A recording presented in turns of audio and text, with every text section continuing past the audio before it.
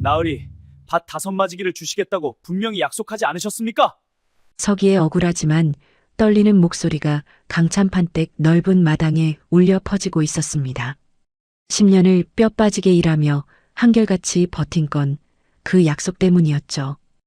뭐라? 이놈이 미쳤구나. 내 놈 같은 천것이 10년 동안 처먹은 밥값 줄 아느냐? 강찬판은 미리 찾아놓은 활을 던져주며 비웃듯 서기를 향해 말했습니다. 그 부러진 활짝이나 쥐고 당장 내 집에서 썩 꺼지지 못할까? 10년 충성의 대가가 고작 부러진 활 한 자루였다니요. 하지만 그 누구도 몰랐을 테지요. 이 부러진 활이 무엇을 바꿀 수 있는지 말이죠. 이야기 시작 전 구독과 좋아요 부탁드립니다. 그럼 감동과 반전이 가득한 옛 이야기 지금 바로 시작합니다. 이 이야기는 10년 전 서기가 처음 강찬판댁 대문을 두드리던 그날로 거슬러 올라간답니다. 그때 서기의 나이는 18살로 꽃다운 나이의 청년이었죠. 비록 옷은 누더기처럼 해져 있었지만 그 눈빛만큼은 맑은 샘물처럼 투명했고 허리를 고추 세운 자세에서는 어딘지 모를 기품이 풍겨 나왔습니다. 서기가 강찬판 앞에 무릎을 꿇고 절을 올리며 말했답니다. 소인은 서기라 하옵니다. 비록 천한 몸이오나 두 팔 성하고 허리 튼튼하오니 나으리 댁에서 일할 기회를 주신다면 죽는 날까지 은혜를 잊지 않겠나이다. 강찬판은 서기를 위아래로 훑어보며 턱을 쓰다듬었습니다. 덩치는 제법 실해 보이고 눈빛은 또렷해 보였으니 활터관리 일꾼으로는 쓸만해 보였던 것이죠. 강찬판은 활쏘기를 유난히도 좋아했는데 그건 실력이 있어서가 아니라 양반의 풍류를 흉내내며 체면을 세우고 싶어서였답니다. 그러니 활터를 말끔히 정리하고 관역을 세우고 잔심부름을 할 일꾼이 필요했던 것이었죠. 좋다. 내 놈을 우리 집 활터 관리 하인으로 쓰겠다. 하지만 한 가지 약속을 하마. 내가 만약 10년 동안 변함없이 충성을 다해 일을 해준다면 그때는 내가 밭 5마지기 값을 넉넉히 챙겨주마. 그 밭으로 내 식구 먹여 살리고 제 앞가림은 할 수 있을 게다. 강찬판의 그 말 한마디가 서기에게는 너무나 든든한 약속이었습니다. 감사함에 서기의 눈에는 눈물이 고였지만 애써 참으며 땅바닥에 이마를 찌울 듯 절을 올렸습니다. 나으리, 은혜가 만극하옵니다. 이 몸 가루가 되어도 나으리의 뜻을 저버리지 않겠나이다. 그날부터 서기의 하루는 남들보다 2배는 길었답니다. 새벽 첫 닭이 울기도 전인 어스름한 시각에 일어나 마당을 쓸고 활터에 흙바닥을 고르고 관역을 새로 세워놓고 강찬판이 쏜 화살을 주었으며 활시위를 손질했고 화살깃을 다듬는 일이 그의 하루였죠. 여름이면 뜨거운 햇볕 아래에서 땀이 비오듯 흘렀고 겨울이면 손끝이 얼어터지도록 찬물에 손을 씻으며 활을 닦아야 했답니다. 하지만 서기는 단 한 번도 불평한 적이 없었습니다. 그저 손바닥에 굳은 살이 박이고 등이 구부러져도 10년 뒤에 갖게 될 자신의 밭 5마지기를 생각하면 입가에는 늘 미소가 걸려 있었답니다. 그 밭에서 나올 쌀로 밥을 지어 먹고 언젠가는 제 식구를 이루고 사람답게 살 수 있을 거라는 꿈이 서기의 가슴 속에서 활활 타오르고 있었으니까요. 세월이 흘러 서기의 손끝은 더욱 거칠어졌지만 그가 다루는 활과 화살만큼은 언제나 윤이 났답니다. 강찬판이 활터에 나와 활을 쏠 때면 서기는 한쪽에 무릎을 꿇고 앉아 조용히 주인의 모습을 지켜보았죠. 강찬판의 활솜씨는 형편없었습니다. 화살은 관역은커녕 엉뚱한 곳으로 날아가기 일쑤였고 시위를 당기는 자세조차 흐트러져 있었죠. 하지만 서기는 그런 모습을 보면서도 절대 내색하지 않았답니다. 도리어 나으리, 오늘은 힘이 넘치시는 것 같사옵니다 하며 공손하게 말했고 강찬판은 그 말에 우쭐해하며 좋아했죠. 사실 서기에게는 아무도 모르는 비밀이 하나 있었습니다. 어릴 적 서기의 할아버지는 궁중 무관이었답니다. 비록 낮은 벼슬이었지만 활솜씨만큼은 남부럽지 않았고 어린 서기에게 활 쏘는 법을 몰래 가르쳐 주셨죠. 하지만 서기가 10살이 되던 해 집안이 영모에 연루되어 하루아침에 몰락했고 서기는 천민의 신분으로 떨어졌답니다. 그 뒤로 서기는 단 한 번도 활을 쥐어본 적이 없었지만 할아버지가 가르쳐 주신 활 쏘는 자세와 호흡법은 가슴속 깊이 새겨져 있었던 것이죠. 가끔 강찬판이 활터를 비우고 없을 때면 서기는 땅에 떨어진 화살을 주워들고 가만히 시위를 당기는 신용을 해보곤 했답니다. 몸이 기억하는 그 자세, 그 호흡, 그 느낌은 여전히 살아있었지만 서기는 절대 활을 쏠 수 없다는 걸 잘 알고 있었습니다. 천민이 감히 활을 쏘다가 들키기라도 하면 목이 달아날 수도 있었으니까요. 서기는 그저 조용히 화살을 내려놓고 다시 관역을 정리하는 일로 돌아갔답니다. 10년이라는 세월은 물 흐르듯 흘러갔습니다. 서기의 얼굴에는 주름이 조금씩 생겨났고 손등에는 거칠게 터진 상처 자국이 늘어났지만 그의 눈빛만큼은 여전히 맑았답니다. 그리고 드디어 그토록 기다리던 10년째 되는 날이 밝았습니다.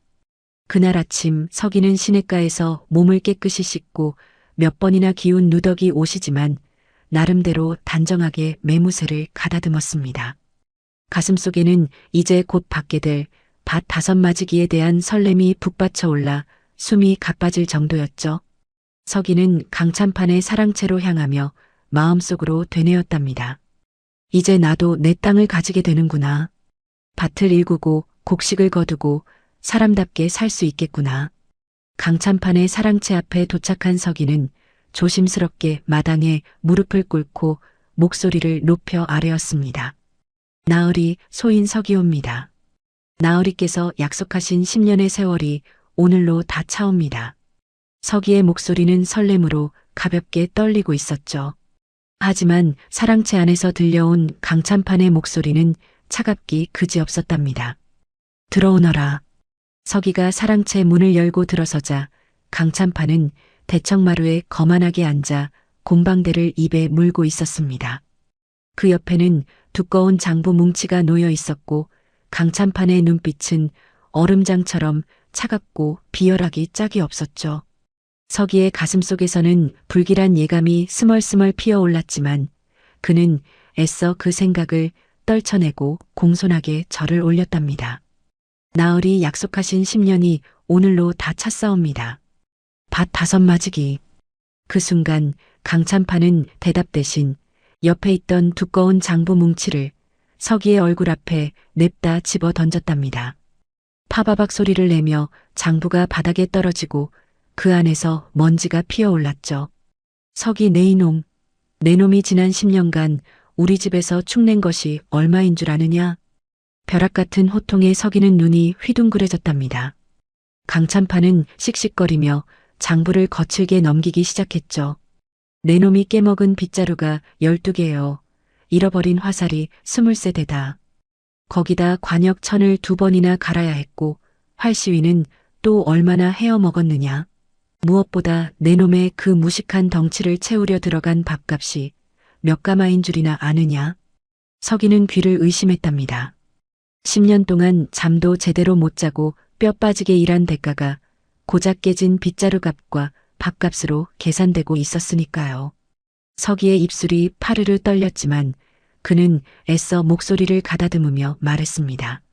나으리, 그게 무슨 말씀이십니까? 밭 5마지기를 주시겠다고 분명히 약속하지 않으셨습니까? 서기의 애원 섞인 항변에 강찬판은 비릿한 웃음을 지으며 콧방귀를 뀌었답니다. 허허, 약속? 그래, 약속했지. 하지만 그건 내 놈이 제대로 일을 했을 때의 이야기다. 이렇게 밥값과 물건값을 다 축내고도 품삯을 받겠다니 이거야말로 도둑놈 심보 아니냐?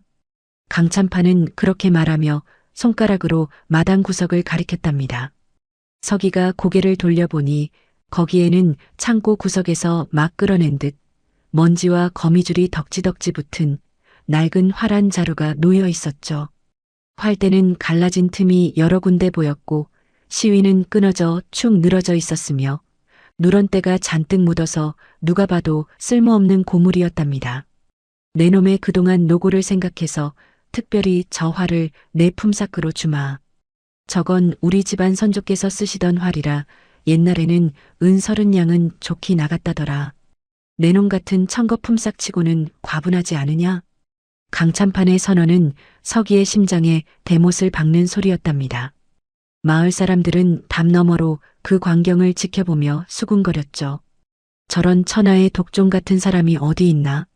청춘을 다 뺏고 저런 곰을 화를 주다니. 하지만 누구 하나 강찬판의 섯을 퍼런 기세에 눌려 서기 편을 들어주는 사람은 없었답니다. 서기는 망연자실한 채 바닥에 주저앉아 멍하니 그 부러진 활을 바라보았죠. 눈앞이 캄캄해지고 10년의 세월이 허망하게 흩어지는 기분에 눈물이 왈칵 쏟아졌답니다. 나으리 나으리, 이러실 수는 없습니다. 서기의 떨리는 목소리에 강찬판은 포졸 같은 하인들을 시켜 서기를 대문 밖으로 사정없이 밀쳐냈답니다. 서기의 손에는 허름한 보따리 하나와 부러진 활 한 자루만이 쥐어져 있었죠. 대문이 쾅 하고 닫히는 소리는 마치 서기의 인생이 무너지는 소리처럼 들렸답니다.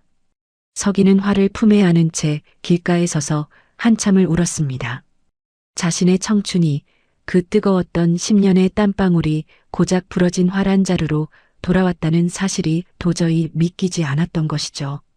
하지만 그때였습니다. 서기가 눈물을 닦으며 고개를 들어 손에 쥔 활을 가만히 들여다본 순간 먼지와 때 사이로 희미하게 보이는 활대의 결이 예사롭지 않다는 걸 느꼈죠. 갈라진 틈 사이로 보이는 나무의 빛깔은 흡사 오래된 옥처럼 은은한 광채를 띠고 있었고 비록 시위는 끊어졌지만 활대를 잡았을 때 손에 전해지는 묵직한 무게감은 보통 활과는 차원이 달랐던 것이죠. 서기는 어릴 적 할아버지가 해주셨던 말이 떠올랐습니다. 서기야, 진짜 명궁은 화려하게 꾸며진 것이 아니란다. 세월의 때가 묻고 주인의 손때가 베어 그 안에 혼이 담긴 활이 진정한 보물이지. 서기는 그 부러진 활을 가슴에 꼭 안았습니다. 지독한 배신감에 활을 버리고 도망이라도 가고 싶었지만 어쩐지 이 활만큼은 그럴 수 없었죠. 마치 이 활이 서기에게 무언가를 말하고 있는 것 같았답니다. 그렇게 버림받은 하인과 버려진 활의 눈물겨운 동행이 시작된 것이었습니다. 서기는 허름한 보따리를 어깨에 메고 부러진 활을 꼭 껴안은 채 마을을 벗어나 산길로 접어들었답니다. 뒤에서는 강찬판댁 하인들의 조롱 섞인 웃음소리가 들려왔지만 서기는 뒤도 돌아보지 않고 걸었죠. 해는 뉘엿뉘엿 넘어가고 산그늘이 길게 드리워졌지만 서기의 발걸음은 멈추지 않았답니다. 10년의 한이 서린 눈물이 뺨을 타고 흘러내렸지만 품속의 활만큼은 결코 놓지 않았죠. 과연 이 버려진 활 한 자루가 서기에게 어떤 운명을 가져다 줄 것일까요? 그리고 서기는 이 절망의 나락에서 어떻게 다시 일어설 수 있을까요? 서기가 마을을 벗어나 산길로 접어들 무렵 하늘에는 어느새 붉은 노을이 번지기 시작했답니다. 가을 저녁에 찬 기운이 옷깃 사이로 스며들었지만 서기는 그것조차 느끼지 못한 채 그저 멍하니 발걸음을 옮길 뿐이었죠. 발밑에 낙엽이 바스락바스락 소리를 내며 밟혔고 산새들의 저녁 울음소리가 쓸쓸하게 들려왔지만 서기의 귓가에는 여전히 강찬판의 그 매정한 목소리만이 메아리처럼 울려 퍼지고 있었답니다. 내 놈이 처먹은 밥값을 따지면 이것 하나로도 모자란다. 서기는 품속에 안은 부러진 활을 꺼내 들여다보았습니다. 먼지와 거미줄이 덕지덕지 붙어 있고 시위는 끊어져 축 늘어져 있으며 활대에는 갈라진 금이 여러 군데 보이는 이 고물활이 그토록 기다렸던 10년의 대가라니. 서기의 가슴속에서는 서러움이 북받쳐 올라 목이 메었답니다. 할아버지, 손자놈이 이 모양 이 꼴입니다. 10년을 개처럼 일했는데 받은 건 이 부러진 활 한 자루뿐이옵니다. 서기는 하늘을 우러러보며 돌아가신 할아버지를 떠올렸습니다. 할아버지는 비록 낮은 벼슬이었지만 활 하나만큼은 누구에게도 지지 않는 무관이셨죠. 어린 서기에게 활 쏘는 법을 가르쳐 주시며 항상 이렇게 말씀하셨답니다. 서기야, 활은 단순히 나무와 줄로 만든 연장이 아니란다. 활에는 그것을 쏘는 사람의 마음이 담기고 세월이 지나면 그 활에 혼이 깃든단다. 그러니 절대로 활을 함부로 대하지 마라. 서기는 그 말씀이 떠올라 다시 한번 활을 자세히 들여다보았습니다. 먼지를 조심스럽게 털어내자 갈라진 틈 사이로 보이는 나무결이 마치 용의 비늘처럼 아름답게 흘러가고 있었고 햇빛을 받은 활대에서는 은은한 광채가 새어나왔죠. 비록 지금은 고물이 되어버렸지만 예전에는 분명 명궁이었을 것이라는 예감이 서기의 가슴을 스쳤답니다. 이 활을 버릴 수는 없다. 나처럼 버림받은 이 활을 내가 또 버린다면 그건 내 자신을 버리는 것과 다름없지 않겠는가. 서기는 활을 다시 품에 꼭 안고 산길을 올랐습니다. 어디로 가야 할지도 몰랐지만 일단 사람들의 눈을 피해 산 깊숙한 곳으로 들어가야겠다는 생각뿐이었죠.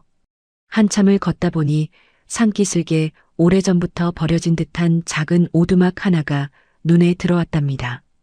지붕은 여기저기 구멍이 뚫려 있었고 문짝은 삐걱거렸지만 서기에게는 그곳이 당장 몸을 누일 수 있는 유일한 보금자리였습니다.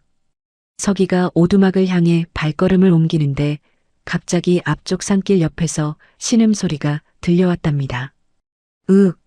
살려주시오. 서기는 깜짝 놀라 소리나는 쪽으로 달려갔습니다. 덤불 사이에 한 노인이 쓰러져 있었죠. 머리카락과 수염은 온통 백발이었고 옷은 거지보다도 더 남루한 누더기였으며 얼굴은 핏기 하나 없이 창백했답니다. 노인의 하반신은 이상하게 꺾여 있었고 다리는 전혀 움직이지 못하는 것처럼 보였죠. 노인장, 정신 차리십시오. 여기서 이러시면 안 됩니다. 서기가 노인을 흔들자 노인은 가까스로 눈을 뜨며 희미하게 속삭였답니다. 물 한 모금만. 서기는 황급히 허리춤에 차고 있던 물동이를 꺼내 노인의 입술에 대어주었습니다. 노인은 떨리는 입술로 물을 조금 마시더니 그제야 정신이 조금 돌아온 듯 서기를 바라보았죠. 노인의 눈은 흐릿했지만 그 안에는 말로 표현할 수 없는 깊은 슬픔과 한이 서려 있었답니다. 고맙소, 젊은이. 하지만 이제 나는 끝이오. 이 다리를 못 쓴 지가 벌써 10년이 넘었는데 이제는 팔다리에 힘조차 남아있지 않소이다. 노인의 목소리는 기운이 하나도 없었지만 어딘지 모르게 품격이 있었고 말투에는 교양이 배어 있었답니다.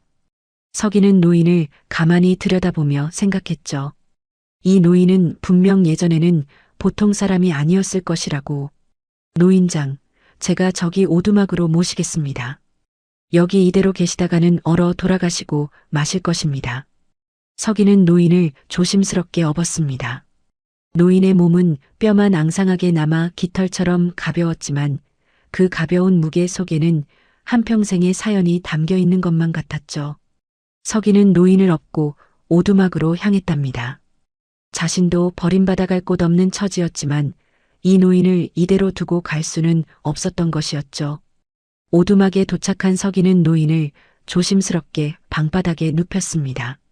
그러고는 서둘러 마당에 쌓여있던 마른 풀들을 모아 방 한 구석에 두툼하게 깔아주었죠. 노인은 거친 숨을 내쉬며 천장을 바라보고 있었답니다.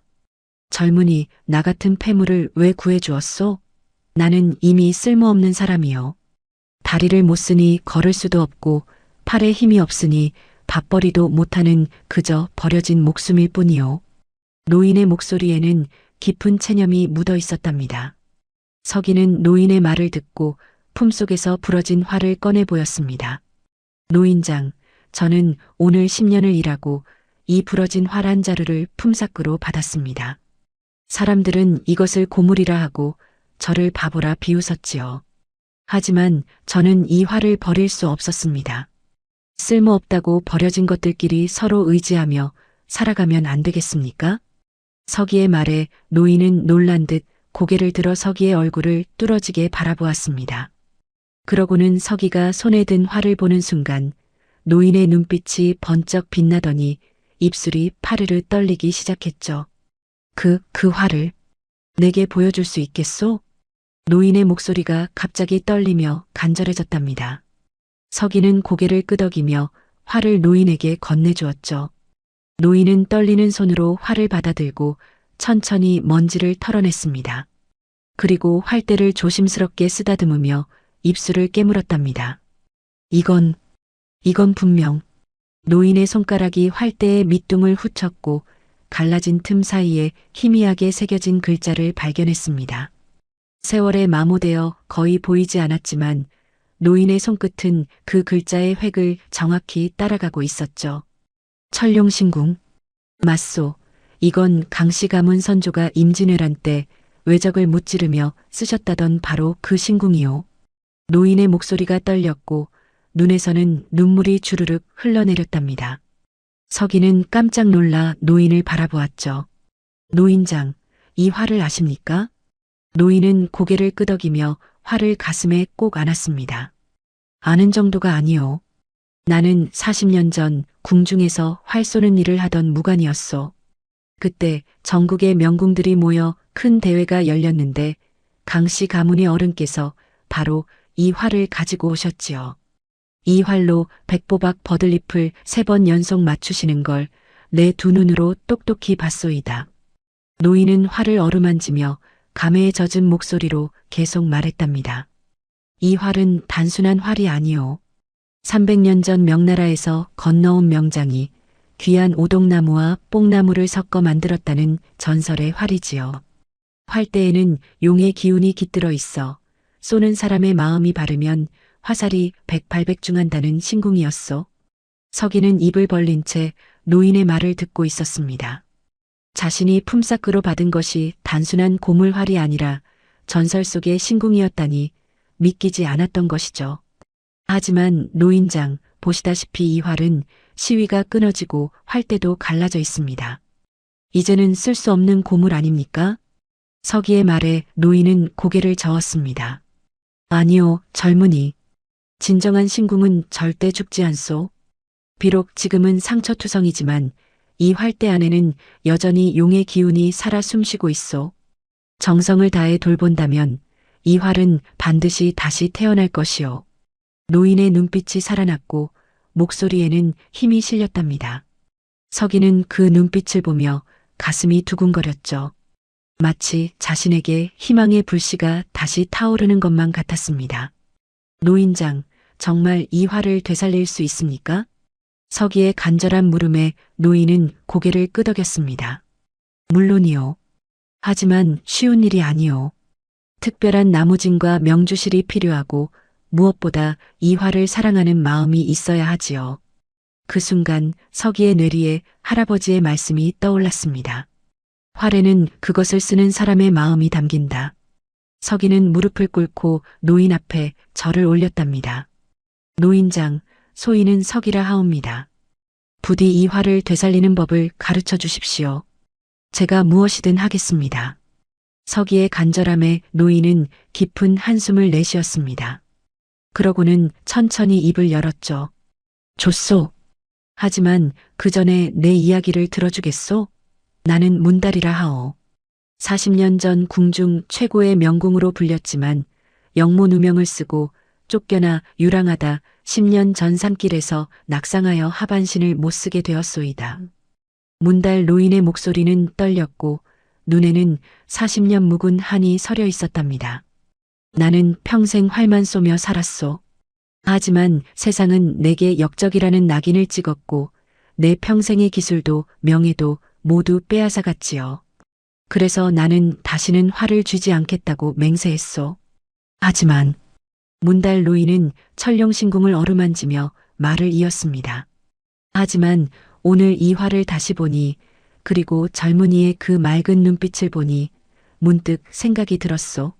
내가 가진 마지막 기술을 이 젊은이에게 전해준다면 내 평생의 한이 조금이라도 풀리지 않을까 하고 말이오. 서기는 문달 노인의 말을 듣고 가슴이 뜨거워졌습니다.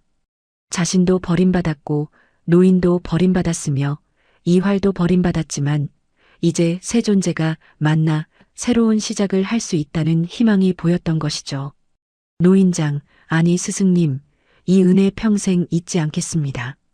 서기가 다시 한번 깊이 절을 올리자 문달 노인은 서기의 손을 꼭 잡았답니다. 비록 노인의 손에는 힘이 없었지만 그 안에는 40년 명궁의 혼이 담겨 있었죠. 밤이 깊어지자 산속의 추위는 더욱 매서워졌습니다. 서기는 아궁이에 불을 지피고 보따리에서 아껴두었던 보리쌀을 꺼내 죽을 끓이기 시작했죠.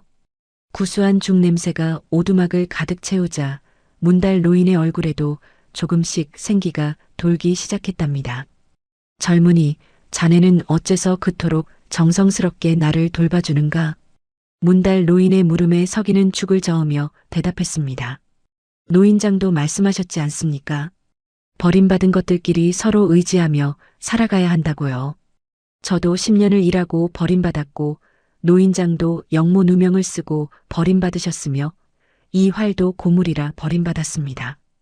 우리 셋이 함께 의지하며 다시 일어선다면 그것이야말로 하늘이 내려주신 인연이 아니겠습니까? 서기의 말에 문달 노인은 고개를 끄덕이며 눈물을 닦았답니다. 오랜만에 느껴보는 사람의 온기였고 오랜만에 들어보는 진심 어린 말이었죠. 서기는 죽을 정성껏 떠서 문달 노인의 입가에 가져다 댔습니다. 노인은 천천히 죽을 받아먹으며 품속에 천룡신궁을 내려다보았죠. 버려졌던 신궁이 이제 다시 주인을 만났고 버려졌던 명궁이 이제 제자를 만났으며 버려졌던 하인이 이제 희망을 만난 것이었답니다. 그날 밤 비록 지붕에서는 찬바람이 들어왔고 방바닥은 차가웠지만 오두막 안은 그 어느 때보다 따뜻했습니다. 서기는 문달 노인의 곁에 앉아 천룡신궁을 조심스럽게 닦아주었고 노인은 활에 갈라진 틈을 어루만지며 복원하는 비법을 하나하나 설명해 주었죠. 이 활을 되살리려면 먼저 산 깊은 곳에 자라는 오동나무의 진액을 구해야 하네. 그 진액으로 갈라진 틈을 메우면 활대가 다시 붙을 것이네. 그리고 시위는 가장 질긴 명주실 청가닥을 꼬아서 만들어야 하네. 그래야 화살의 힘을 제대로 전달할 수 있지.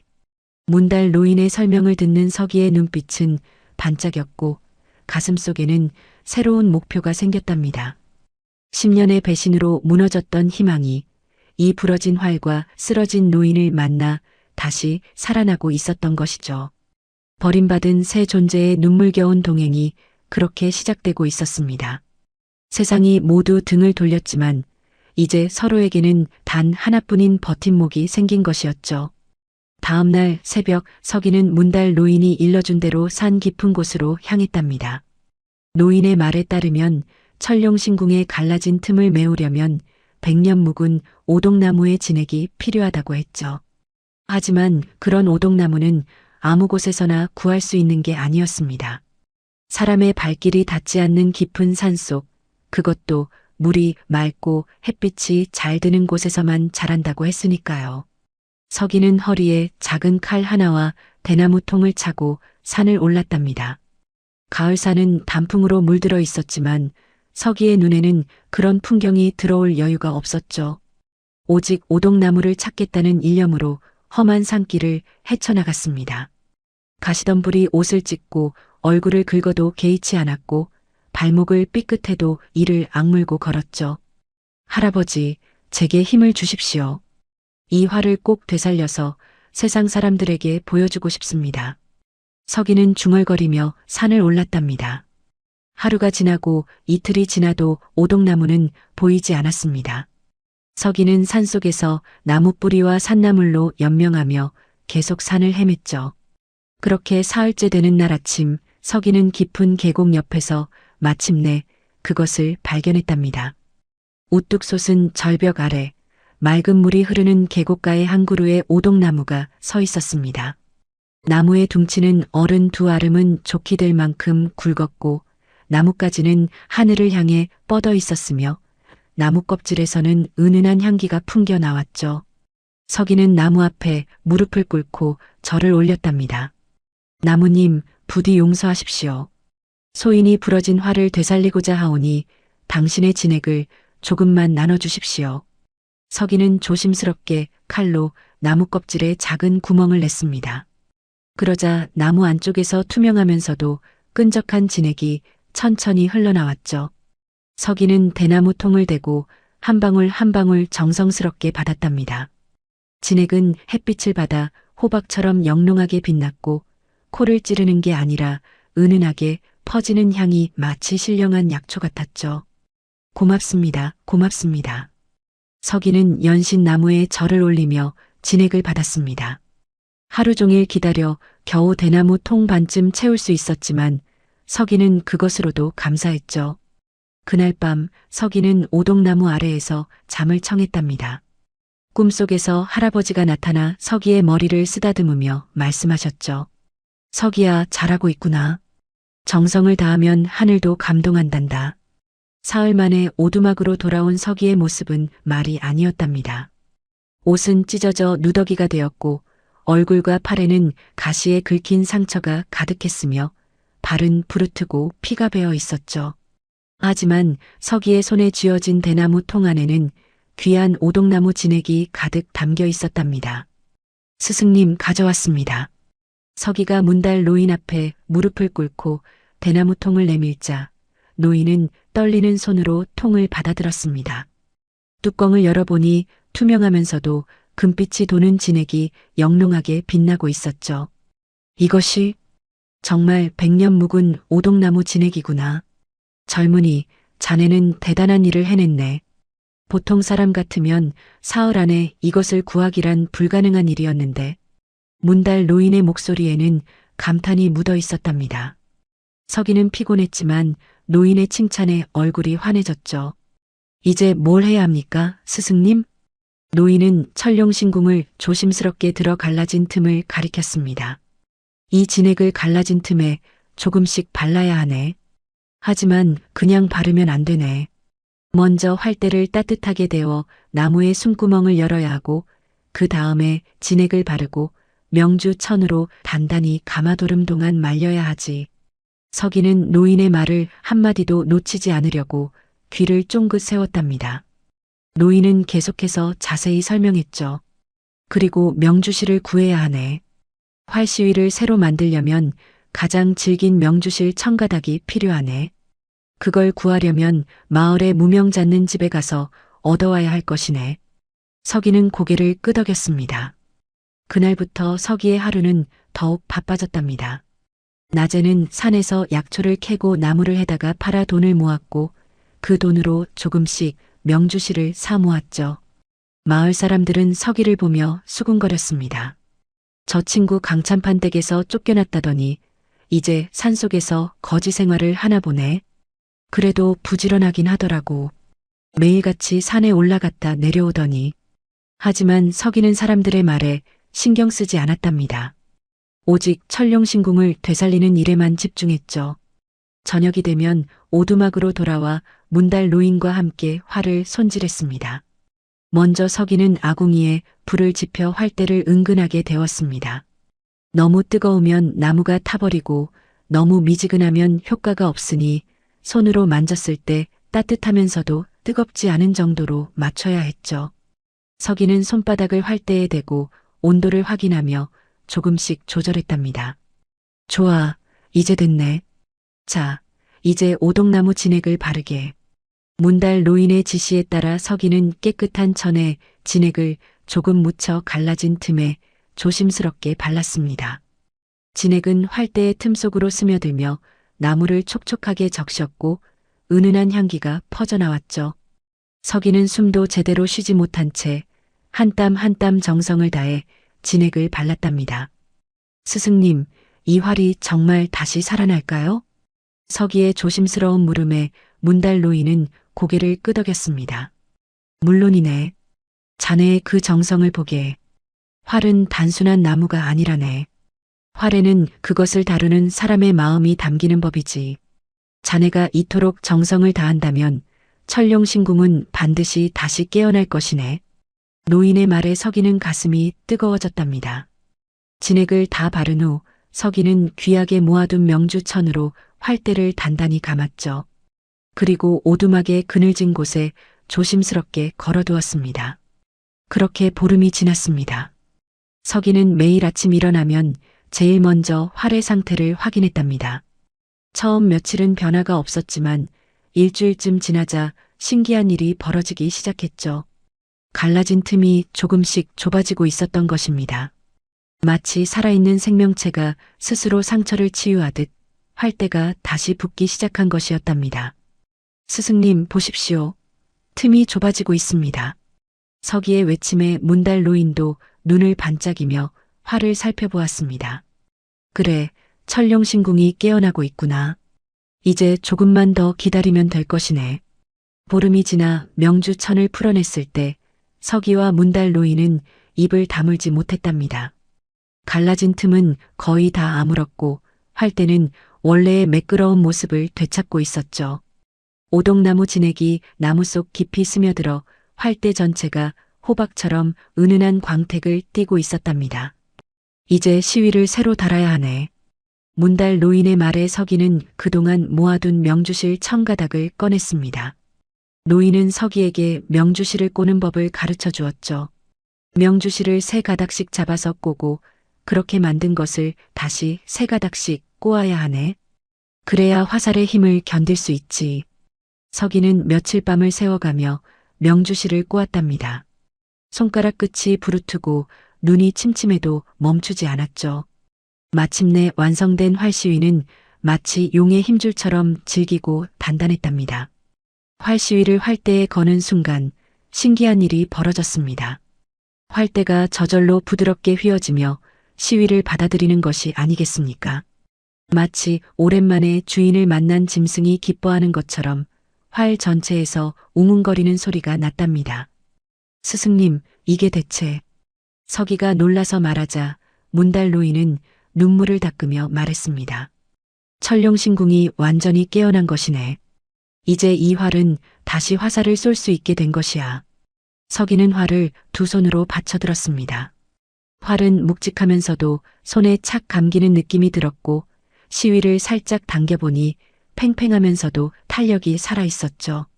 서기의 가슴속에는 말로 표현할 수 없는 감동이 북받쳐 올랐답니다. 스승님, 이제 이 활로 화살을 쏠 수 있습니까? 서기의 떨리는 물음에 문달 노인은 고개를 끄덕였습니다. 그래, 이제 자네에게 활 쏘는 법을 가르쳐 줄 때가 된 것 같구나. 그날 저녁 문달 노인은 서기에게 물었습니다. 젊은이, 자네는 혹시 전에 활을 쏴본 적이 있는가? 서기는 잠시 망설이다가 고개를 끄덕였습니다. 사실은 제 할아버지께서 궁중 무관이셨습니다. 어릴 적 몰래 활 쏘는 법을 배웠지만 집안이 몰락한 후로는 단 한 번도 활을 잡아본 적이 없습니다. 서기의 고백에 문달 노인은 무릎을 쳤습니다. 그렇군. 그래서 자네의 손놀림이 예사롭지 않았구나. 자네 몸속에는 활의 피가 흐르고 있었던 것이야. 노인은 서기를 똑바로 바라보며 말했습니다. 좋아. 그렇다면 자네에게 내 평생의 기술을 모두 전해주겠네. 하지만 조심해야 하네. 자네는 천민이니 활을 쏘는 모습을 사람들에게 들켜서는 안 되네. 우리는 매일 새벽 사람들이 자고 있을 때 산 깊은 곳에서 몰래 연습해야 하네. 다음날 새벽 동이 트기도 전에 서기와 문달 노인은 오두막을 나섰답니다. 서기는 노인을 업고 산 깊은 곳으로 올라갔죠. 한참을 올라가니 사람의 발길이 닿지 않는 깊은 계곡이 나타났습니다. 그곳에 서기는 노인을 내려놓고 천룡신궁을 손에 쥐었답니다. 자, 이제 시작하세. 먼저 자세부터 바로 잡아야 하네. 문달 노인은 비록 하반신을 못 쓰지만 상반신만큼은 여전히 꿋꿋했답니다. 노인은 서기의 어깨를 잡고 위치를 조정하고 팔의 각도를 고쳐주고 허리의 힘을 어떻게 써야 하는지 일일이 가르쳐 주었죠. 활을 쏜다는 것은 단순히 화살을 날리는 게 아니네. 자네의 마음과 호흡, 그리고 온몸의 힘이 하나가 되어야 하네. 화살이 관역을 맞추는 순간 자네와 관역이 하나가 되어야 진정한 명중이지. 서기는 노인의 말을 한마디도 놓치지 않으려고 집중했습니다. 처음에는 몸이 굳어 있었지만 점차 할아버지가 가르쳐 주셨던 그 느낌이 되살아났답니다. 서기는 시위를 당겼고 팔이 떨렸지만 꾹 참았죠. 좋아, 이제 놓아보게. 서기가 손을 놓는 순간 화살은 쏜살같이 날아가 나무줄기에 꽂혔습니다. 관역 정중앙은 아니었지만 처음 치고는 나쁘지 않은 결과였죠. 잘했네. 자네는 타고난 재능이 있구나. 문달 노인의 칭찬에 서기는 얼굴이 빨개졌답니다. 그날부터 서기와 문달 노인의 은밀한 수련이 시작되었죠. 매일 새벽 닭이 울기도 전에 서기는 노인을 업고 깊은 산속으로 향했습니다. 그곳에서 서기는 화살을 쐈고 노인은 한 발 한 발마다 세밀하게 조언해 주었죠. 처음에는 10발 중 한두 발만 맞았지만 한 달이 지나자 반은 맞출 수 있게 되었고 2달이 지나자 10발 중 7발은 맞출 수 있게 되었답니다. 계절이 바뀌었습니다. 가을이 지나고 겨울이 왔지만 서기는 눈보라가 치는 날에도 산으로 올라갔죠. 손이 얼어 시위를 당기기 힘들었지만 이를 악물고 버텼답니다. 문달 노인은 서기의 그 근성을 보며 감탄했습니다. 자네는 내가 평생 본 제자 중에서 가장 끈기가 있구나. 겨울이 지나고 봄이 왔습니다. 서기의 활솜씨는 이제 누가 봐도 고수의 경지에 올랐답니다. 백보밖에 나무에 매달린 나뭇잎도 맞출 수 있게 되었고 바람이 부는 날에도 흔들림 없이 정중앙을 맞췄죠. 어느 날 문달 노인이 서기에게 말했습니다. 자네는 이제 내가 가르쳐 줄 것이 거의 없을 정도로 성장했네. 이제 자네의 실력은 웬만한 명궁들과 겨뤄도 지지 않을 것이야. 서기는 믿기지 않았지만 천룡신궁을 손에 쥐고 있으면 몸속에서 힘이 솟구치는 것을 느낄 수 있었답니다. 6개월 동안 쉬지 않고 연습한 덕분에 서기의 팔에는 단단한 근육이 생겼고 눈빛은 매처럼 날카로워졌죠. 그렇게 신궁은 부활했고 서기는 명궁으로 거듭났으며 문달 노인은 제자를 통해 평생의 한을 풀 희망을 갖게 되었답니다. 이제 남은 것은 세상에 그들의 실력을 보여줄 기회뿐이었죠. 봄바람이 따스하게 불어오는 어느 날 아침, 마을 어귀에는 사람들이 구름처럼 모여들었답니다. 관아에서 방이 나붙었다는 소문이 퍼진 것이죠. 마을 사람들은 저마다 목을 빼고 방의 내용을 읽으려 했고 글을 아는 이가 큰 소리로 읽어내려가기 시작했답니다. 조선 팔도에 활 잘 쏘는 선비와 무인들은 귀를 기울이라. 이번 5월 보름에 도성 남문 밖 큰 활터에서 천하제일 활쏘기 대회를 개최하노라. 방을 읽는 사람의 목소리가 울려 퍼지자 구경꾼들 사이에서 웅성거림이 일어났죠. 활쏘기 대회야 가끔 열리는 일이었지만 이번에는 뭔가 달랐답니다. 계속해서 읽어내려가는 방의 내용은 사람들의 귀를 솔깃하게 만들었으니까요. 우승자에게는 상금 은백냥과 정산품 벼슬을 하사하며 도성 안에 기와집 한 채를 내려주노라. 은백냥이라는 말에 마을 사람들은 입을 딱 벌렸답니다. 그건 보통 백성이 평생을 일해도 모으기 힘든 거금이었고 거기다 벼슬까지 받는다니 그야말로 일확천금의 기회가 아니겠습니까? 사람들은 저마다 흥분한 목소리로 떠들어댔죠. 이야, 은백냥이면 우리 같은 사람은 3대가 먹고 살 돈이야. 벼슬까지 준다니 이거 정말 하늘이 내린 기회 아니겠어? 하지만 곧 사람들의 목소리는 한숨 섞인 소리로 바뀌었답니다. 그래봤자 우리 같은 평민이 무슨 활을 쏘겠어. 활은 양반들이나 무인들이나 다루는 거지. 맞아, 듣자 하니 전국에 내로라 하는 명궁들이 다 모인다는데 우리가 끼어들 자리가 어디 있겠나? 그때였답니다. 마을 저쪽에서 요란한 말발굽 소리와 함께 가마 하나가 다가오고 있었죠. 가마 앞뒤로는 하인들이 줄지어 따르고 있었고 가마 안에서는 비단 옷을 입은 사람의 그림자가 보였답니다. 사람들은 그 가마를 보자마자 얼굴색이 변하며 길을 비켰죠. 저기 강찬판 나리께서 오신다. 강찬판은 가마에서 내려 거만하게 코를 킁킁거리며 사람들을 둘러보았습니다. 그의 옷은 이번에도 번쩍이는 비단으로 만들어졌고 허리춤에는 옥으로 만든 놀이개가 주렁주렁 매달려 있었죠. 강찬판은 마을 어귀에 붙은 방을 보더니 입꼬리를 씩 올리며 비웃음을 지었답니다. 허허, 천하제일 활쏘기 대회라. 이거 참 재미있군. 은백냥의 벼슬까지 준다니 이 기회를 놓칠 애가 아니지. 강찬판의 독백의 옆에 서 있던 마을 사람들은 고개를 조아리며 아첨하는 말을 쏟아냈답니다. 나으리께서 나가시면 우승은 따놓은 당상 아니겠습니까? 그렇지요. 나으리의 활솜씨는 이미 소문이 자자하지 않습니까? 하지만 강찬판 자신은 잘 알고 있었습니다. 자기가 활을 제대로 쏠 줄 모른다는 것을 말이죠. 강찬판은 하인 하나를 불러 귓속말로 명령했답니다. 여봐라, 당장 사람을 보내 전국의 명궁들을 수소문하라. 누구든 활을 제일 잘 쏜다는 자를 찾아 거금을 주고라도 데려오너라. 내가 직접 쏘는 게 아니라 그 자를 내 이름으로 대회에 내보낼 것이다. 하인은 황급히 고개를 숙이며 대답했죠.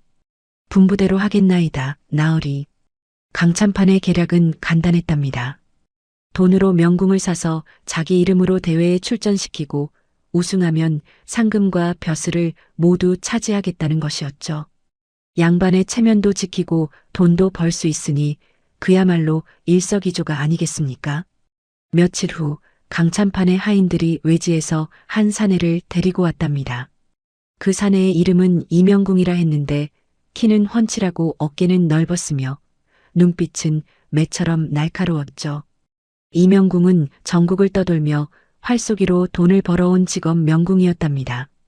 그의 실력은 이미 소문이 자자했는데 백보박 버드립도 맞출 수 있고 달리는 토끼의 눈도 맞출 수 있다는 이야기가 돌았죠. 강찬판은 이명궁을 보자마자 흡족한 표정을 지으며 말했습니다. 자네가 바로 이명궁이라는 자인가? 소문대로 활을 잘 쏘는가? 이명궁은 거만하게 코웃음을 치며 대답했답니다. 활쏘기로 먹고 사는 사람이 활을 못 쏘면 어찌 살아남겠습니까? 나으리께서 원하신다면 당장이라도 실력을 보여드리지요.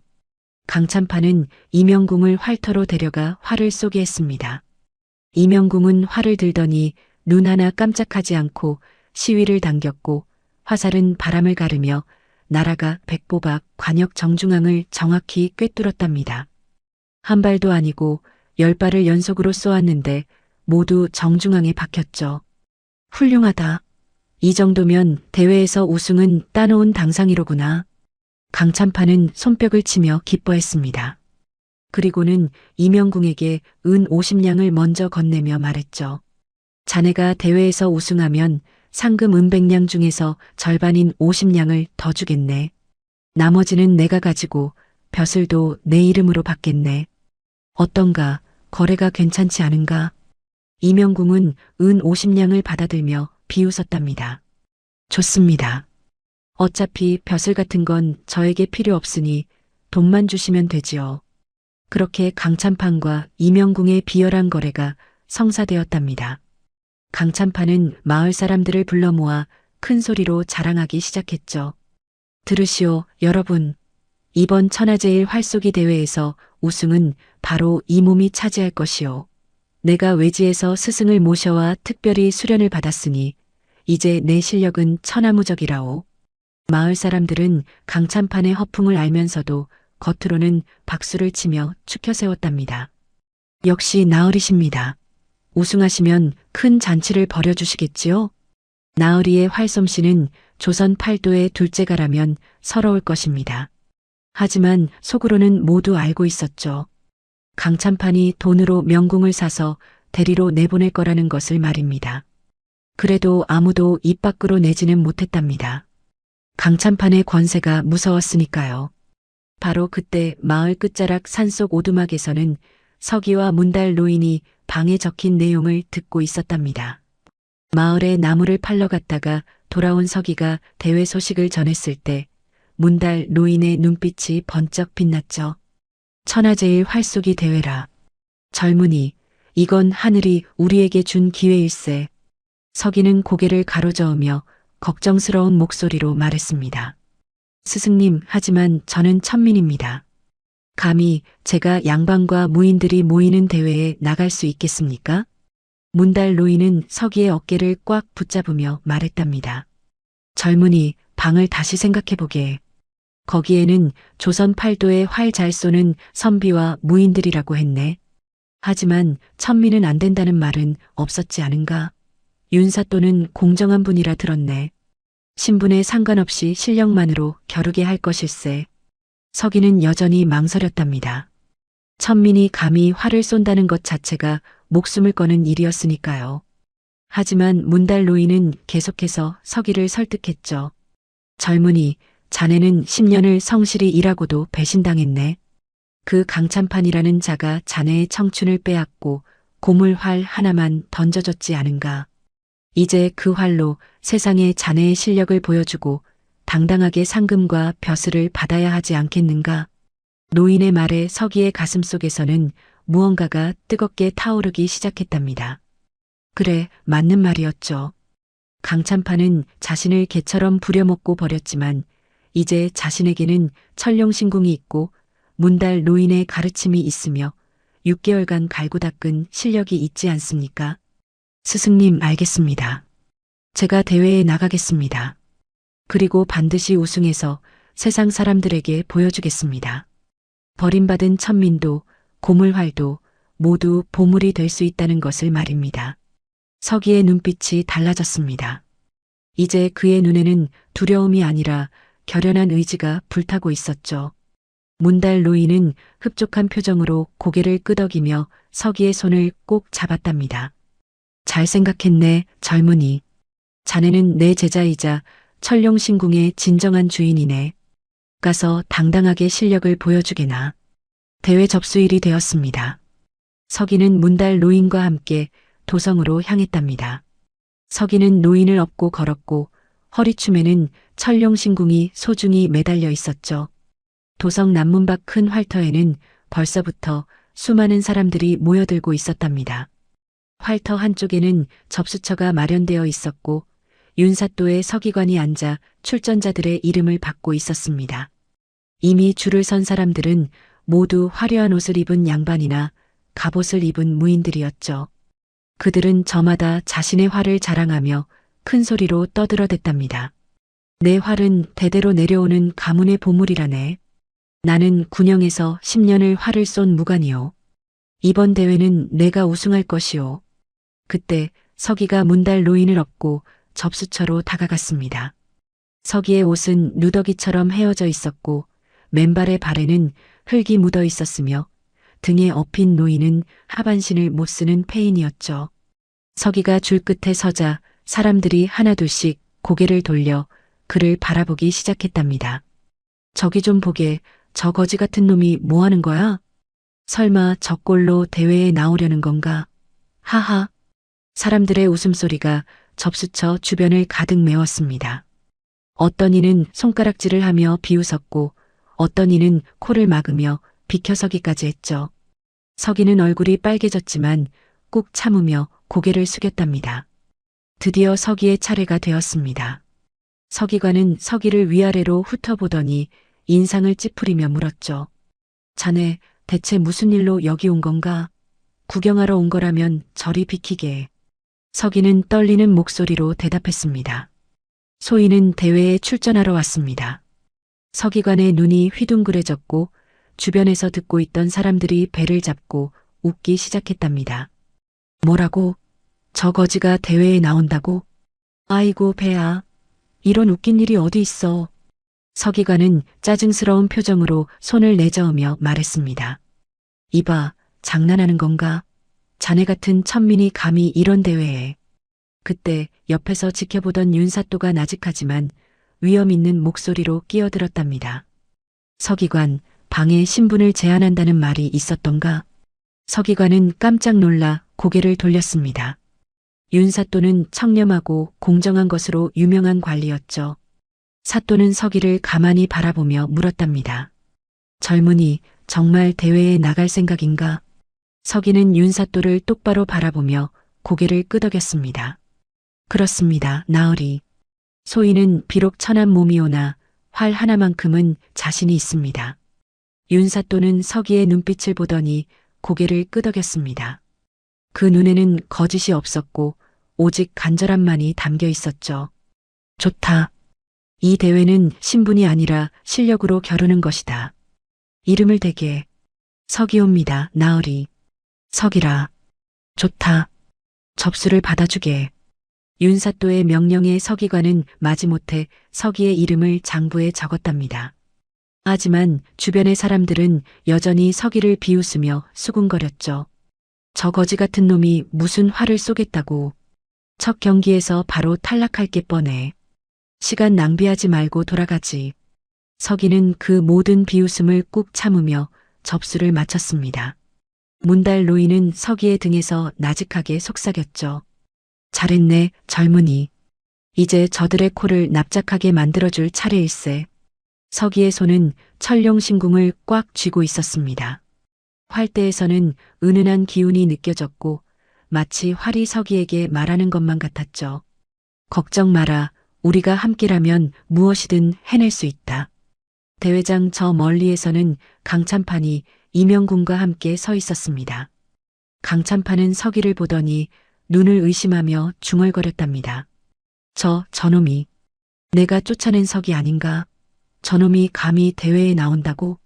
강찬판의 얼굴이 일그러졌지만 곧 비웃음을 지었죠. 거지 주제의 대회에 나와봤자 창피만 당할 텐데. 어디 한번 두고 보자고. 해가 뉘엿뉘엿 넘어가고 대회는 이틀 후에 열리기로 했답니다. 서기와 문달 노인은 활터 근처의 작은 주막 헛간에서 하룻밤을 보냈죠.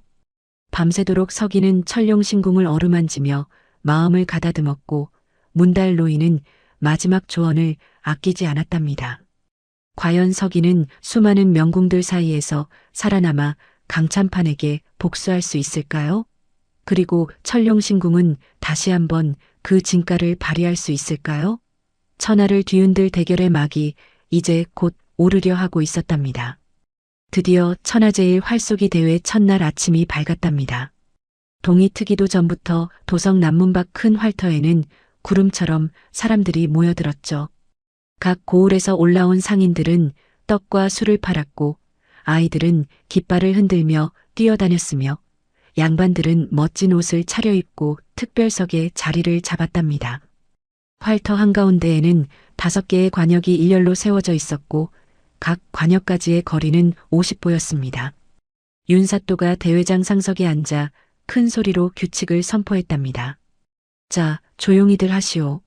이번 대회는 예선과 본선, 그리고 결승으로 나뉘어 진행될 것이오. 예선은 50보 거리의 관역에 화살 5발을 쏘아 3발 이상 맞추면 통과요.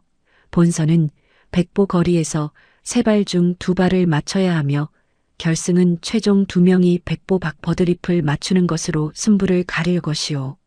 사또의 선포가 끝나자 정소리가 울려 퍼졌고 첫 번째 출전자가 활터로 걸어 나왔답니다.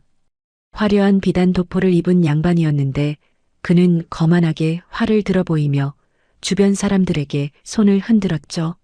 하지만 막상 활을 쏘자 5발 중 2발만 관역에 맞았고 그는 고개를 푹 숙인 채 물러났답니다. 이어서 몇 명의 출전자들이 차례로 활을 쏘았지만 대부분 긴장한 탓인지 실수가 잦았습니다. 관중석에서는 탄식과 박수가 뒤섞여 나왔고 활터는 점점 뜨거운 열기로 가득 찼죠. 그렇게 20명쯤 지나갔을 때 드디어 서기의 차례가 되었답니다. 다음 서기. 서기관이 이름을 부르자 관중석에서 웃음소리가 터져나왔습니다. 서기는 문달 노인을 활터 가장자리에 조심스럽게 내려놓고 천룡신궁을 손에 쥔 채 천천히 활터 중앙으로 걸어나갔답니다. 그의 옷은 여전히 누더기였고 맨발의 발에는 흙먼지가 묻어 있었으며 머리카락은 산발한 채 바람에 날렸죠. 저기 저 거지 좀 봐라. 활을 쥐는 건지 빗자루를 쥐는 건지 모르겠네. 아이고 우습다. 저런 놈이 감히 대회에 나오다니. 관중석의 비웃음 소리가 하늘을 찔렀지만 서기는 귓속으로 들어오는 문달 노인의 목소리에만 집중했답니다. 서기, 주변 소리는 모두 잊게. 자네와 활, 그리고 관역만 존재한다고 생각하게. 호흡을 가다듬고 마음을 비우게. 서기는 눈을 감고 깊은 숨을 들이마셨습니다. 그러자 주변의 소음이 사라지고 오직 자신의 심장 소리만이 또렷하게 들렸죠. 서기는 천천히 눈을 뜨고 천룡신궁을 들어 올렸답니다. 활대를 잡은 순간 손바닥을 통해 활의 기운이 온몸으로 퍼져나가는 것이 느껴졌습니다. 서기는 첫 번째 화살을 시위에 걸고 허리를 곧게 세우고 어깨에 힘을 뺀 채 시위를 당겼습니다. 시위가 팽팽하게 당겨지며 내는 웅웅거리는 소리가 활터 전체에 울려 퍼졌죠. 그 소리는 마치 용이 울부짖는 것처럼 낮고 깊었답니다. 관중석의 사람들이 순간 입을 다물었습니다. 뭔가 예사롭지 않다는 느낌이 들었던 것이죠. 서기가 손을 놓는 순간 화살은 공기를 가르며 날아가 쏜살같이 관역 정중앙을 꿰뚫었답니다. 콱하는 소리와 함께 화살깃이 파르르 떨렸고 그 화살은 관역의 붉은 점 한가운데에 정확히 박혀 있었죠. 관중석에서 누군가의 신음 같은 소리가 났습니다. 사람들은 눈을 비비며 관역을 다시 쳐다보았죠. 우연이겠거니 생각했던 것입니다. 하지만 서기는 감정의 동요 없이 두 번째 화살을 시위에 걸었답니다. 다시 한번 웅웅거리는 소리가 울렸고 화살이 날아가 첫 번째 화살 바로 옆에 정확히 박혔습니다. 세 번째, 네 번째, 다섯 번째 화살 모두 관역 정중앙에 일렬로 박혔고 그 간격은 손가락 하나 들어갈 정도로 일정했죠. 5발 모두 만점이었답니다. 잠시 정막이 흘렀습니다. 그러다가 갑자기 관중석이 폭발했죠. 대체 저게 뭐야? 5발 전부 정중앙이라고. 말도 안 돼. 저 거지 같은 놈이 저런 실력이라니. 혹시 저자가 진짜 명궁인 게 아니야? 사람들의 반응이 완전히 바뀌었답니다. 비웃음은 경악으로, 조롱은 경탄으로 변했죠. 서기는 표정 하나 변하지 않고 조용히 고개를 숙여 윤사또에게 예를 올린 뒤 문달 노인이 있는 곳으로 돌아갔습니다. 스승님, 해냈습니다. 서기의 목소리는 떨렸지만 그 안에는 기쁨이 담겨 있었답니다. 문달 노인은 서기의 손을 꽉 쥐며 눈물을 닦았죠. 잘했네, 정말 잘했어. 자네는 이제 세상 사람들에게 자네의 진가를 보여주기 시작한 것일세. 관중석 한쪽에서 이 광경을 지켜보던 강찬판의 얼굴은 사색이 되어 있었답니다. 그는 눈을 크게 뜨고 서기를 노려보며 중얼거렸죠. 저놈이. 내가 쫓아낸 서기 아닌가? 저놈이 언제 저런 활솜씨를. 강찬판은 서기가 손에 쥔 활을 자세히 보려고 눈을 가늘게 떴습니다. 먼지와 거미줄 투성이었던 그 고물활이 지금은 햇빛을 받아 은은하게 빛나고 있었죠. 강찬판의 머릿속이 하얗게 변했답니다. 설마 저 활이 우리 집 창고에 있던 그 부러진 활? 저놈이 저걸 고쳐서? 강찬판은 옆에 서 있던 이명궁을 재빨리 끌어당기며 귓속말로 다급하게 말했습니다. 저 석이라는 놈을 보았는가? 저놈이 예선을 통과하면 자네와 맞붙을 수도 있네. 저놈을 절대 얕보지 말게. 이명궁은 코웃음을 치며 대답했죠. 나으리, 걱정 마십시오. 저 정도 실력이야 뭐 대수겠습니까? 운이 좋았을 뿐이지요. 하지만 이명궁의 목소리에도 미묘한 긴장감이 섞여 있었답니다. 서기의 활 쏘는 자세와 화살이 날아가는 궤적을 보니 보통 실력이 아니라는 것을 직감했던 것이죠. 예선전이 계속되었습니다. 30여 명의 출전자 중에서 15명이 예선을 통과했는데 그 중에서도 서기의 활솜씨는 단연 돋보였답니다. 사람들은 이제 서기를 가리키며 수군거리기 시작했죠. 저 젊은이 도대체 어디서 온 걸까? 저런 실력자를 본 적이 없는데. 옷차림은 거지 같지만 활 하나만큼은 귀신 같구먼. 혹시 산속에 숨어 살던 은둔 고수 아닐까? 이틀째 되는 날 본선이 시작되었답니다. 이번에는 관역까지의 거리가 100보로 늘어났고 3발 중 2발을 맞춰야 다음 단계로 올라갈 수 있었죠. 많은 출전자들이 긴장한 나머지 실수를 연발했고 15명 중 절반이 탈락했답니다. 서기의 차례가 되었을 때 관중석은 숨을 죽였습니다. 이제 사람들은 서기가 과연 이번에도 만점을 받을지 궁금해하고 있었죠. 서기는 예선 때처럼 천천히 호흡을 가다듬고 첫 번째 화살을 날렸답니다. 화살은 100보를 날아가 관역 정중앙을 꿰뚫었습니다. 두 번째, 세 번째 화살도 마찬가지였죠. 또 만점이다. 저 젊은이 정말 귀신 같구나.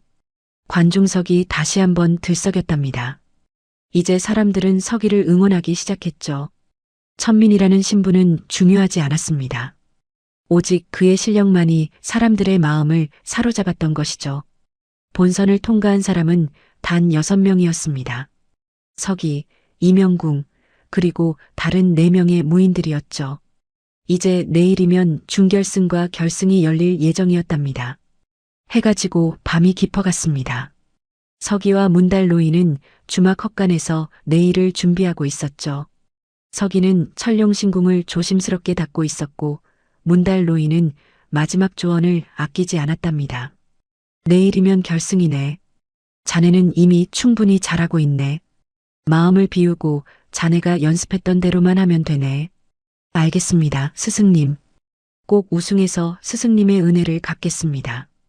두 사람이 그렇게 이야기를 나누고 있을 때 헛간 밖에서 수상한 그림자들이 움직이고 있었답니다. 3명의 사내가 몸을 낮추고 헛간 근처로 다가오고 있었죠.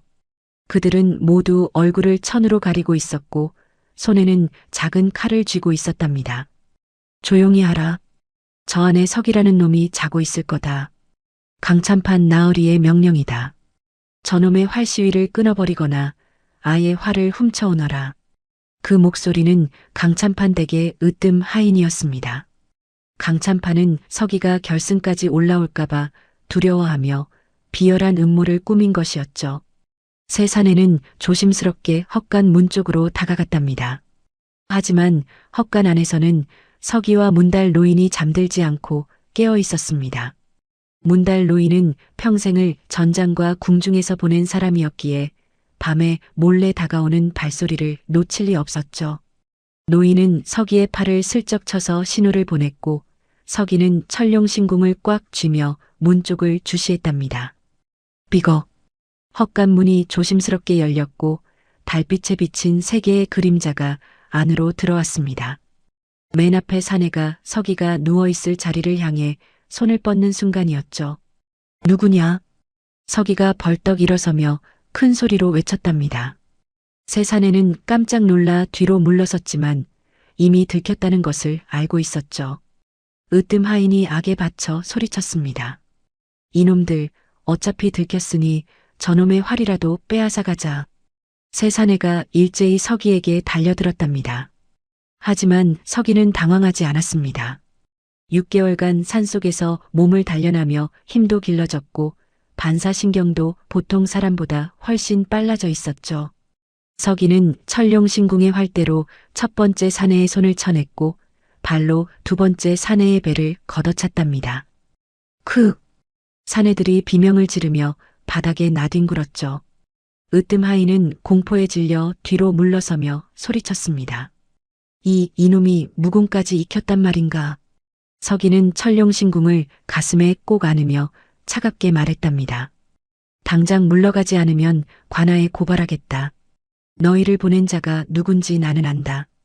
으뜸 하인은 더 이상 버티지 못하고 나머지 두 사내를 끌고 황급히 헛간을 빠져나갔습니다. 서기는 문을 굳게 닫고 천룡신궁을 품에 안은 채 벽에 기대어 앉았죠. 가슴이 두근거렸지만 활만큼은 무사했답니다. 스승님 괜찮으십니까? 나야 괜찮네. 하지만 저들이 다시 올 수도 있으니 오늘 밤은 잠을 자지 말고 활을 지켜야겠네. 서기는 고개를 끄덕이며 천룡신궁을 무릎 위에 올려놓았습니다. 밤새도록 서기와 문달 노인은 잠을 이루지 못했지만 그들의 눈빛은 오히려 더 맹렬하게 타오르고 있었죠. 한편 강찬판의 숙소에서는 으뜸 하인이 주인 앞에 무릎을 꿇고 떨고 있었답니다. 나으리. 실패했습니다. 저놈이 깨어 있었고 무공까지 익혀서. 강찬판은 분노로 얼굴이 일그러졌지만 이제 와서 어쩔 도리가 없었습니다.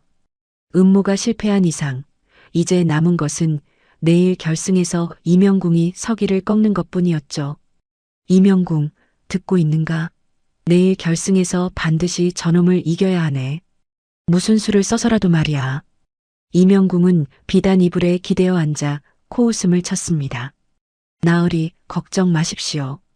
내일 저놈이 얼마나 한심하게 무너지는지 두고 보십시오. 하지만 이명궁의 목소리 속에는 미묘한 긴장감이 감돌고 있었답니다. 서기의 활솜씨가 예사롭지 않다는 것을 그 역시 알고 있었던 것이죠. 밤은 깊어가고 동쪽 하늘에 새벽빛이 스며들기 시작했습니다. 서기는 천룡신궁을 쓰다듬으며 나지막이 속삭였죠. 내일이면 결승이다. 우리 함께 끝까지 가보자. 천룡신궁의 활대에서는 은은한 빛이 흘러나왔고 마치 활이 대답하는 것처럼 느껴졌답니다. 버림받았던 하인과 버려졌던 활이 이제 마지막 승부를 향해 나아가고 있었던 것이죠. 과연 서기는 강찬판과 이명궁의 비열한 방해를 뚫고 결승까지 올라갈 수 있을까요? 그리고 천하제일의 영예를 거머쥘 수 있을까요? 운명의 마지막 대결이 이제 곧 펼쳐지려 하고 있었답니다. 드디어 천하제일 활쏘기 대회 마지막 날 아침이 밝았답니다. 도성 남문 밖 큰 활터에는 전날보다 훨씬 더 많은 사람들이 모여들었죠. 소문을 듣고 멀리 경상도와 전라도에서까지 올라온 이들도 있었고 심지어 궁궐의 관리들까지 구경을 나왔다고 하니 그 인파가 얼마나 대단했겠습니까? 준결승이 먼저 시작되었답니다. 6명의 출전자가 셋씩 나뉘어 겨뤘는데 서기가 속한 조에서는 서기가 압도적인 실력으로 승리했고 이명궁이 속한 조에서는 이명궁이 단 3발의 화살로 3명을 모두 제압했죠. 이제 남은 것은 서기와 이명궁 단 2명뿐이었답니다. 정오가 가까워지자 윤사또가 상석에서 일어나 큰 소리로 선포했습니다. 자, 이제 마지막 결승전을 시작하겠소. 서기와 이명궁 두 사람은 활터 중앙으로 나오시오. 정소리가 요란하게 울려 퍼졌고 관중석의 사람들은 숨을 죽였답니다. 서기는 천룡신궁을 손에 쥐고 천천히 활터로 걸어나갔죠. 그의 옷은 여전히 누더기였지만 그 눈빛만큼은 맹렬하게 타오르고 있었답니다. 반대편에서는 이명궁이 화려한 무복을 입고 거만하게 걸어 나왔습니다. 그의 손에 쥐어진 활은 칠보로 장식된 명품이었고 화살통에는 독수리 깃털로 만든 화살이 꽂혀 있었죠. 두 사람이 활터 중앙에 마주 섰을 때 이명궁이 비웃음을 띠며 말했답니다. 거지 주제에 여기까지 올라온 건 대단하다고 쳐주지. 하지만 여기까지야. 나 같은 천하명궁 앞에서는 내 놈 따위 3발의 피지. 이명궁의 도발에 서기는 대답 대신 고개를 숙여 예를 올렸습니다. 그 모습에 이명궁은 더욱 비웃으며 코웃음을 쳤죠. 하지만 서기의 마음속은 평온했답니다. 문달 노인이 가르쳐준 대로 상대의 말에 흔들리지 않고 오직 자신의 마음과 활에만 집중하고 있었던 것이죠. 윤사또가 규칙을 설명했습니다. 결승전은 3단계로 진행되어 첫 단계는 백보거리의 관역에 3발을 쏘아 점수를 겨루고 두 번째 단계는 150보 거리의 작은 관역을 맞추며 마지막 3번째 단계는 100보 밖에 매달린 버드립을 맞추는 것이요. 만약 두 번째 단계까지 승부가 나지 않으면 3번째 단계로 넘어가는 것이요. 사또의 설명이 끝나자 첫 번째 단계가 시작되었답니다. 이명궁이 먼저 활을 쏘기로 했죠. 이명궁은 여유로운 표정으로 활을 들어 올리고 시위를 당겼습니다. 슉 소리와 함께 화살이 날아가 관역 정중앙을 꿰뚫었답니다. 두 번째, 세 번째 화살도 모두 정중앙에 박혔고 관중석에서는 함성이 터져나왔죠. 역시 이명궁, 천하명궁이라는 소문이 헛말이 아니구나. 저 정도 실력이면 우승은 따놓은 당상이야. 이명궁은 거만하게 웃으며 서기를 바라보았답니다. 하지만 서기는 표정 하나 변하지 않고 천룡신궁을 들어 올렸습니다. 활터 가장자리에 앉아있던 문달 노인이 나직하게 속삭였죠. 서기, 자네는 자네가 연습했던 대로만 하면 되네. 상대가 아무리 잘 쏴도 자네의 마음이 흔들리지 않으면 이기는 거네. 서기는 눈을 감고 깊은 숨을 들이마셨습니다. 그러자 주변의 소음이 모두 사라지고 오직 자신의 심장 소리만이 또렷하게 들렸죠.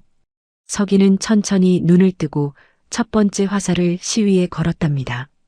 시위를 당기는 순간 천룡신궁에서 웅웅거리는 소리가 났고 그 소리는 마치 용이 깨어나는 것처럼 위험이 있었습니다. 서기가 손을 놓자 화살은 공기를 가르며 날아가 관역 정중앙을 꿰뚫었답니다. 두 번째, 세 번째 화살도 마찬가지였죠. 세 발의 화살이 모두 정중앙에 일렬로 박혔고 그 간격은 실한 올 들어갈 정도로 정교했답니다. 이게 어찌된 일이야. 두 사람 모두 만점이라고. 관중석이 다시 한번 술렁거렸습니다. 첫 번째 단계는 무승부로 끝났죠. 이명궁의 얼굴에는 당황한 기색이 스쳤지만 곧 다시 거만한 표정으로 돌아왔답니다. 운이 좋았군. 하지만 다음 단계는 다를 거야. 두 번째 단계가 시작되었습니다. 이번에는 150보 거리에 손바닥만 한 작은 관역이 세워졌죠. 보통 사람의 눈으로는 관역이 점으로밖에 보이지 않을 정도로 멀었답니다. 이번에는 서기가 먼저 쏘기로 했습니다. 서기는 천룡신궁을 들어 올리고 눈을 가늘게 뜨며 관역을 응시했습니다. 바람이 살짝 불었고 나뭇잎이 흔들렸죠. 서기는 바람의 방향과 세기를 계산하며 시위를 당겼답니다. 화살이 날아가는 동안 관중석의 사람들은 숨도 쉬지 않고 지켜보았죠. 화살은 정확히 관역 중앙을 꿰뚫었습니다. 으아, 저 거리에서 저렇게 정확히 맞추다니. 이어서 이명궁이 활을 쏘았습니다. 이명궁 역시 오랜 경험으로 바람을 읽어냈고 화살은 관역 중앙을 맞췄죠. 두 번째 단계도 무승부였답니다. 윤사또가 자리에서 일어나 말했습니다. 두 사람의 실력이 막상막하로구나.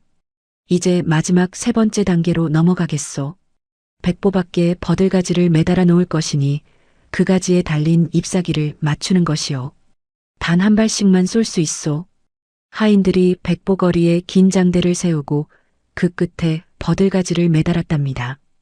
가지에는 잎사귀 하나가 바람에 흔들리고 있었죠. 관중석에서는 탄식이 흘러나왔습니다. 저걸 맞추라고? 저건 불가능한 거 아니야? 바람까지 부는데 저 작은 잎사귀를 어떻게 맞춘단 말이야? 이명궁이 먼저 쏘기로 했습니다. 이명궁은 심호흡을 하고 오랜 시간 조준했죠. 그의 눈은 독수리처럼 날카로웠고 손은 바위처럼 흔들림이 없었답니다. 그가 시위를 놓는 순간 화살은 바람을 가르며 날아가 버들잎을 정확히 꿰뚫었습니다. 으아, 맞췄다. 이명궁이 버들잎을 맞췄어. 관중석이 폭발했답니다. 사람들은 벌떡 일어나 박수를 쳤고 이명궁은 거만하게 웃으며 서기를 바라보았죠. 자, 이제 내 차례다. 하지만 내가 맞출 수 있을 것 같지는 않구나. 아무리 운이 좋아도 이건 실력의 차이니까. 서기는 대답하지 않고 천천히 천룡신궁을 들어 올렸습니다. 하지만 버들잎은 이미 이명궁의 화살에 맞아 떨어져 버렸죠. 하인들이 새로운 버들가지를 매달았지만 이번 가지의 잎사귀는 더 작고 더 많이 흔들리고 있었답니다. 관중석 한쪽에서 강찬판이 비웃으며 중얼거렸습니다. 이제 끝이로군. 저 거지놈이 감히 이명궁을 이길 수 있을 리 없지. 하지만 문달 노인은 서기를 믿고 있었답니다. 노인은 떨리는 목소리로 나직하게 속삭였죠. 서기, 자네는 할 수 있네. 천룡신궁을 믿고 자네 자신을 믿게. 활과 자네가 하나가 되면 불가능한 것은 없네. 서기는 눈을 감고 깊은 명상에 들어갔습니다. 그의 머릿속에는 지난 6개월간의 훈련이 주마등처럼 스쳐 지나갔죠. 새벽마다 산을 오르며 흘렸던 땀방울, 천룡신궁을 복원하며 바른 정성, 문달 노인의 가르침, 그리고 10년 동안 배신당했던 그 서러움까지도 모두 떠올랐답니다. 서기는 천천히 눈을 떴습니다. 그 순간 서기의 눈빛이 변했죠. 더 이상 두려움도 긴장도 없었습니다. 오직 평온함과 확신만이 그의 눈에 담겨 있었답니다. 서기는 마지막 화살을 시위에 걸고 천천히 시위를 당겼습니다. 그 순간 신기한 일이 벌어졌답니다. 천룡신궁의 활대에서 은은한 금빛 기운이 피어오르기 시작한 것이죠. 그 빛은 활대를 타고 시위로 흘러갔고 화살기까지 감쌌습니다. 관중석의 사람들은 눈을 크게 뜨고 그 광경을 지켜보았죠. 저게 뭐야? 활에서 빛이 나오잖아. 신기다. 정말 신궁이 맞았구나. 서기는 시위를 완전히 당겨 귀 옆까지 끌어올렸습니다. 그리고 백보밖에 흔들리는 버들잎을 응시했죠.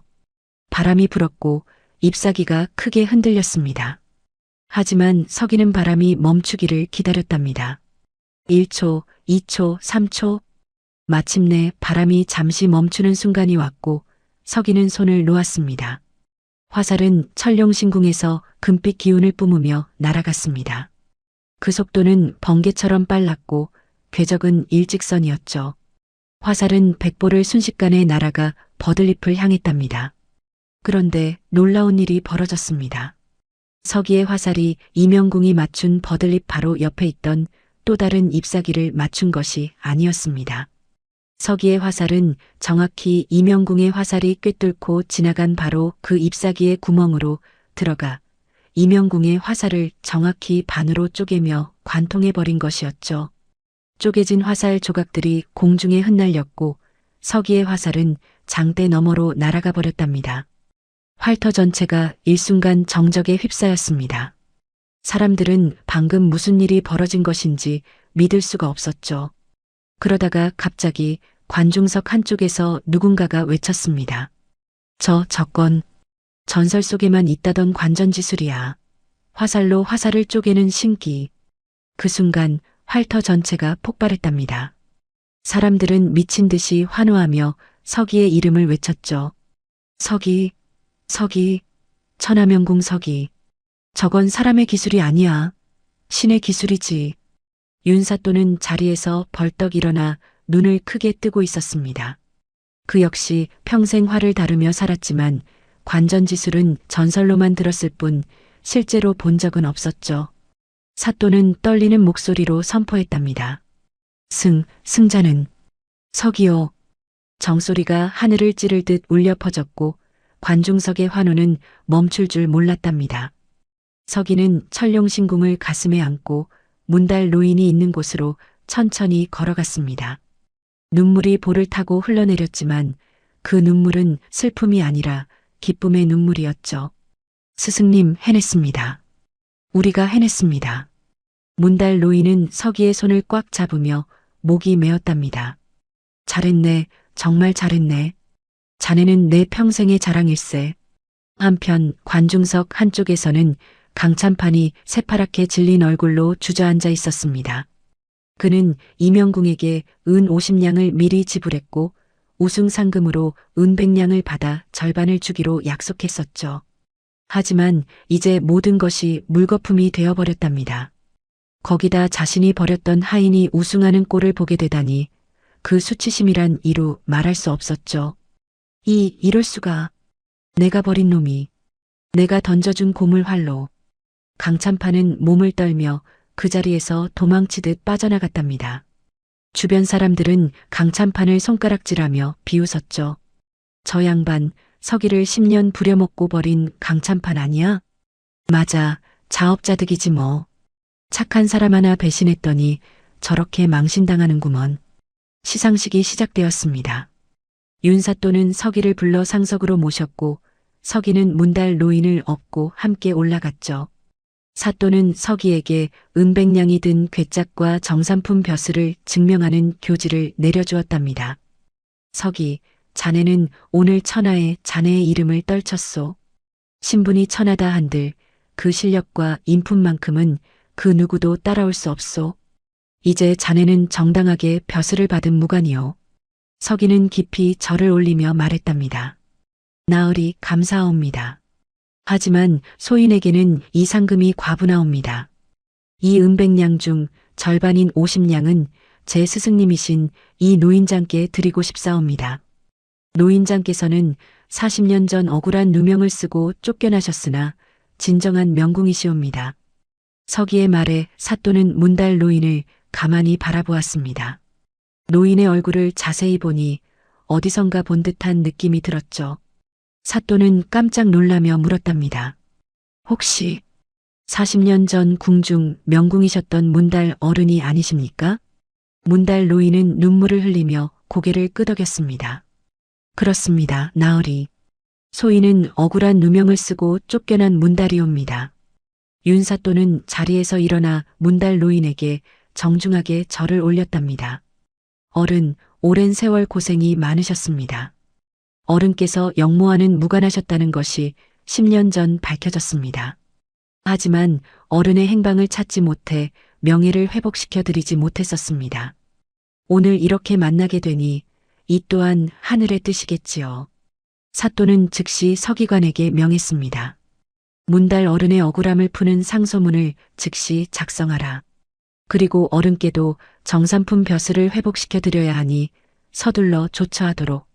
문달 노인은 40년 만에 풀리는 억울함에 목이 메어 말을 잇지 못했답니다. 서기는 노인의 손을 꼭 잡으며 함께 눈물을 흘렸죠. 시상식이 끝난 후 서기는 남은 은 50냥을 어떻게 쓸지 고민했습니다. 그러다가 마을로 돌아가는 길에 굶주린 아이들과 가난한 노인들을 보게 되었죠. 서기는 주저없이 그들에게 은을 나눠주기 시작했답니다. 이 은으로 따뜻한 밥을 지어 드십시오. 그리고 겨울을 날 옷을 마련하십시오. 사람들은 서기의 선행에 감동하며 눈물을 흘렸습니다. 천민 출신이면서도 벼슬까지 받고 그 상금마저 나눠주는 서기의 인품에 모두가 고개를 숙였죠. 마지막으로 서기는 천룡신궁을 관아에 바쳤답니다. 나으리, 이 활은 조선의 보물이옵니다. 소인 같은 사람이 가지고 있기보다는 관아에서 보관하시어 후세에 전하는 것이 옳을 것 같다옵니다. 윤사또는 서기의 결정에 깊이 감동하며 천룡신궁을 정중하게 받았습니다. 그 활은 이후 관아의 보물로 지정되어 많은 사람들이 찾아와 그 전설을 듣게 되었죠.